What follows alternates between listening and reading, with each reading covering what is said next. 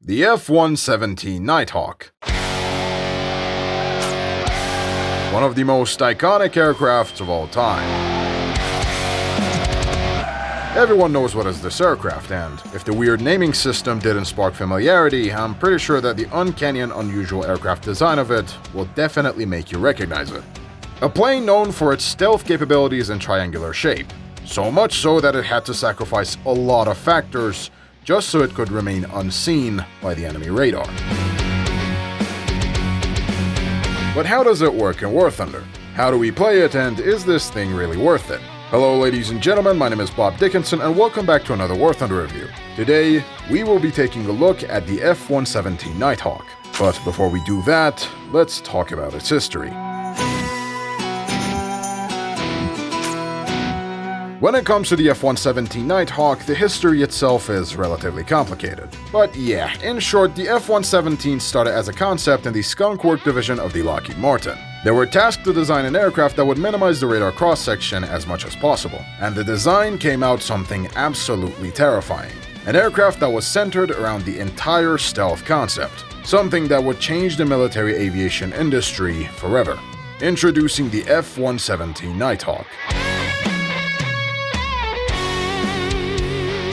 Even though it was riddled with problems and, the entire thing was insanely bare bones to the point that it didn't have any kind of countermeasures or radar warning receivers, and as a bomber, the bombing capacity was insanely low with having only 2 internal pylons, the aircraft itself proved to be successful. With many sorties and various operations in the conflicts, such as Yugoslavia, Operation Desert Storm, Operation Enduring Freedom, and of course, in Afghanistan, it has a long history of operations, yet its effectiveness is shrugged off by a single event. There was only one incident of this aircraft being shut down by the Serbians. This was the general history of the F-117 NightHawk. Now let's get on with the armors and modules.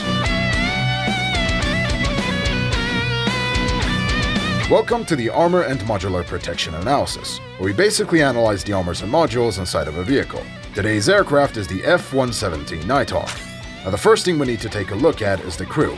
This aircraft only has one pilot. The pilot has CCIP on all of its weapons, which is only 2 bombs, an IRSD auto tracker, a camera with incredible zoom and thermals, a laser designator, and believe it or not, a drag chute or an arrestor hook. If you actually noticed, this aircraft has no radar warning receivers, no infrared countermeasures, no flares or chaff, and no cannon in any shape or form. It is very much an aircraft that had the main goal of being stealth in mind. This aircraft has 5 self-sealing fuel tanks, with neutral gas pressurization system, with no external fuel tanks, with these fuel presets. The fuel presets on this aircraft is normal. Unless you want to go on long sim sessions, I wouldn't really recommend you to pick up high amounts of fuel, as the engines on this aircraft does not even support afterburners. Oh, Jesus Christ, I think Tom Clancy's Hawk's too light to me. And speaking of afterburners and engines, this aircraft has 2 General Electric F404-F1D2. Engines that produce quite decent amount of thrust. They might be good enough for this role and class, but depending on what game mode you play, these engines can be either good or relatively underpowered. I will talk about the game modes a little bit further into this video. At the end, you have the oil cooling system, traction of the control surfaces, and spars. But either way, let's have a look at the armaments that the F-117 has. Riding the storm with the desert tree, echoes of legends and guitars roar like thunder in the night.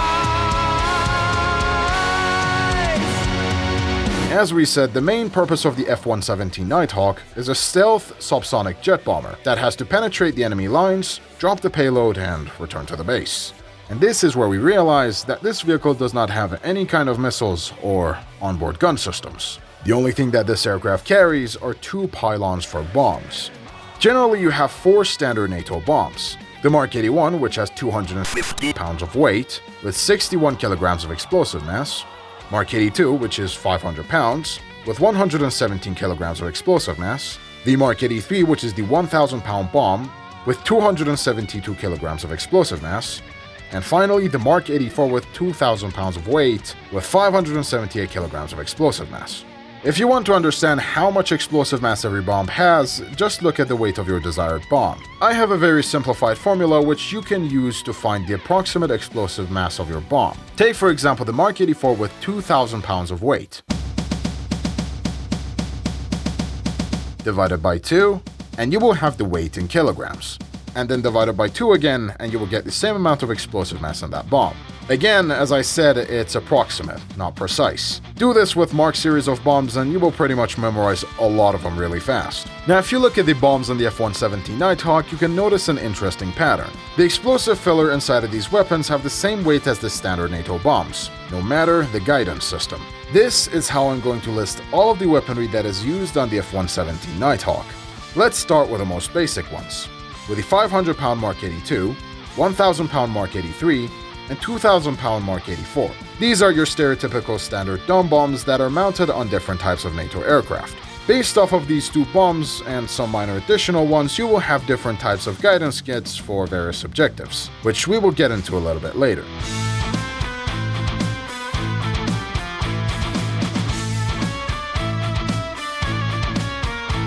Let's have a look at the GPS-guided bombs. With the GBU-38 and GBU-31 JDAM GNSS-guided bombs. The GBU-38 and 31 are both Mark 82 and 84 bombs, respectively, with a GPS guidance kit on them. These are perfect for your stationary targets such as bases, pillboxes, stationary tanks, or even SPAs and ground RB that basically have two functional brain cells. Hello. Oh, hi. Oh, God. Wait.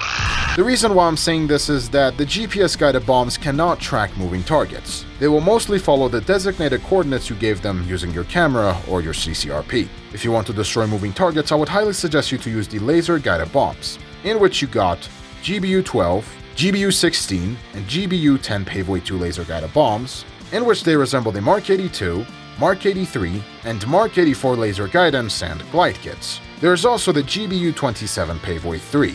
The GBU-27 was essentially a GBU-24 that was modified with a BLU-109 body to be mounted on the F-117, which is supposed to be a much better version of the Paveway 2 with regards to its internal guidance system. It should be able to glide better, and apparently it also has some bunker busting capabilities. But on War Thunder, they're not really that different. Oh, never mind, except that they are. This bomb has the same weight as the Mark 84, yet it has the same explosive mass as the Mark 83? What the fuck? Honestly, I'm not sure if you can even make great use of this, but if you like it more, well, feel free to use it. And I have to say, the reward-based multiplier on these bombs are not really that bad, considering that you only have 2 of these bombs. There's one thing that I almost forgot with regards to GPS and laser-guided bombs. The GPS-guided bombs track the last known coordinates that you've given to it, and will glide its way since the beginning of the drop. However, the laser-guided bombs have been nerfed to the ground by Gaijin, meaning that you have to put the CCIP exactly on top of the enemy tank and laser it through. If you drop the GPS bombs a little bit offset, at least it tries to correct itself as much as possible with those tiny fins. The laser guidance bombs outright ignore everything because the Seeker still hasn't seen the target yet. Man, German mains ain't got nothing on this bomb, I swear to God. With that being said, each bomb has its own use, so keep that in mind. I will talk about different bombs in different game modes a little bit further into this video.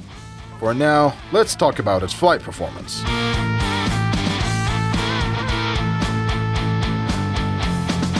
When it comes to its flight performance, this aircraft is meh. I mean, it's a subsonic jet bomber that is not really supposed to maneuver, and why should it maneuver? It does not even want to dogfight in the first place because it has no guns or missiles. The weird shape of this plane made it absolutely impossible to fly unless it's using its digital fly-by-wire system. The 4-wing control surfaces are designed to roll and elevate the aircraft, and these guys are supposed to be the rudders. Damn beautiful rudders, I have to say. In our case, we have the instructor, which allows you to fly the plane without any kind of problems. The instructor limits your maneuverability quite a lot, to the point that sometimes you don't even see the G-overload warning, and this is there for a reason. If you want to fly this thing without the instructor or the SAS mode and, onboard computers, just enter sim mode and try to handle the plane, and you'll pretty much realize what type of a mess it is. And it doesn't even have manual trim controls either, Jesus Christ. However, once you switch to damping mode, this aircraft becomes one of the most stable jets I've ever flown.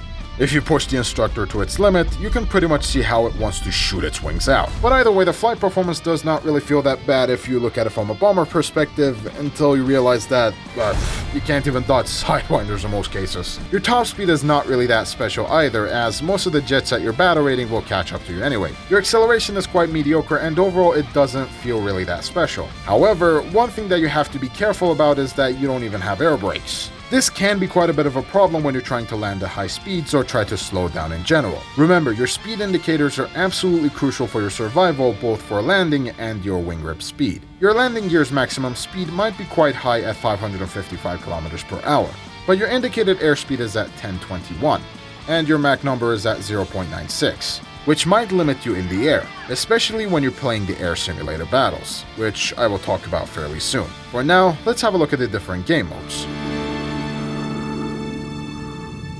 In air realistic battles, this aircraft is... Alright, let me put it this way. Bombers at this battle rating have been quite problematic due to their gameplay being a little bit irritating and, to some players, even insulting. Things like B-57 Canberras or IL-28s suffer from this gameplay the most. And this is one of the major reasons why we don't have the B-1 Lancer or, something like the Tu-16 Badger or the Vulcan. In low battle ratings, at least you had an advantage of, staying in high altitude and making everybody in your enemy team totally pissed off. However, with a fighter's main purpose becoming bomber interception such as Vixen, Starfighter or the Skyray, or, even MiG-19, and of course the introduction of the air-to-air missiles made the bomber gameplay totally obsolete. The F-117 is no exception to this. Unlike bombers like Yak-28, you really don't have any kind of countermeasures. In this battle rating, usually the aircraft will either use infrared-guided missiles or their cannons, both of which your stealth cannot do anything about. In air realistic battles, the detection mechanic is relied on your vehicle's range and that goddamn gigantic name card on top of you, both of which will totally negate your stealth capability. I was going to put on an epic music, cinematic bars and say there's one trick that you can use to mask your name tag and be really stealth in air RB. Clouds. But then I realized several major problems with this.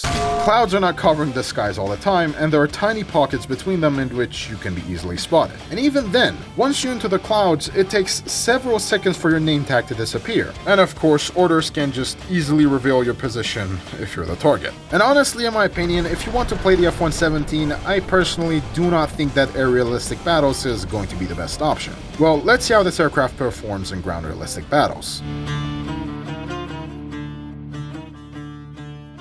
When it comes to ground realistic battles, this aircraft has a unique and special playstyle. Unlike the other aircraft where you have to dive down, get close and personal, drop your bombs and rockets and then bolt it back to the airfield, this is how you play the F-117 in ground realistic. And first you spawn in with a moderate altitude, and then start climbing. Find a target using your camera. Once you acquired the target, open your bomb bay door, align your aircraft, and drop the bomb. Depending on what type of bomb you dropped, you have to keep lasing the target if you're using the laser-guided weaponry. Remember to close your bomb bay door to be less detected when you're flying past the enemy anti-air. And speaking of the enemy anti-air, at this battle rating, most of these SBAs generally use infrared manpads or missiles, in which you are not immune from. There is a very high chance that you might be annihilated from the enemy infrared missiles or guns rather than radar locks. Just always remember to close those goddamn doors of yours. But outside of that, once you ruin somebody's day with your bomb, you have to be extremely careful with regards to the enemy aircraft trying to revenge kill you. Because you may be a stealth aircraft, but you're still a dot in the sky that people can easily spot with their eyes. Again, as you already know, you don't have any types of defensive countermeasures, so yeah, you're pretty much dead once you're spotted. And as for guided munitions, you only have 2 bombs. And if you look at its inferior cousin with, 2 big quotation marks, that thing not only has 2 guided munitions, but also it can carry out a cannon pod, or 3, plenty of missiles if you want to, and in general feels much more comfortable. But hey, if you really like this aircraft, then you can grind this thing instead of the A4E early. Just good luck with those 2 puny Mark Kitty 2 bombs that you have at stock. Oh god, I hate stock grinding. Oh, and I almost forgot. Once you drop all of your bombs, the game might actually tell you that you're closing the bomb bay doors. It does not. You have to manually close them, which is... Day 23 of Gaijin screwing me over, god damn it. Now let's get on with the air sim. First of all, before I start anything, please do yourself a favor and play the Hawks 2 or James Bond soundtrack when you play this thing in sim. In Air Sim, this aircraft is not really that bad, or at least not as bad as in ARB, and you have only one mission in this game mode: bomb the bases without getting spotted. And I have to say, the F-117 is not really bad at this. And again, as I said, you might be stealth against the radar, but at this battle rating, the guns and infrared missiles do not care about your radar cross-section. Unless you're a MiG-21S, which you can only lock on them to like 1 kilometer, which... what's the point anyway? Just get closer and shoot him down. The guy can't even run away. In my opinion, this is not a bad entry aircraft for air simulator battles. The SAS mode really helps you out with a lot of troubles that you might have when it comes to controlling the aircraft, as this plane is literally unplayable without the SAS mode. Aircrafts that are more modern are generally designed to be unstable and then to be corrected using their onboard computers, so the pilots could push them to their absolute limits. And of course, this aircraft does not have any trimming on any of its control surfaces, nor does it need any because, you know, SAS mode of course. It is so stable both in dampening and automatic leveling that you don't even feel the extra fuel or different weight on your payload. Once you take off, you must designate an enemy base for your operation. Remember that you can always hide in the clouds, if there's any, or stay extremely low to remain undetected. Once you reach within the 20 kilometers of your target, switch your side mode to bombs. This allows you to use your CCRP, which will show you when to drop your bombs. Once you enable the side mode, switch to your camera and point your laser precisely on the enemy base or the target, and track it if you have to. And then align your aircraft with this line. The closer you get to the target, the closer the CCIP line gets to the center of your designator.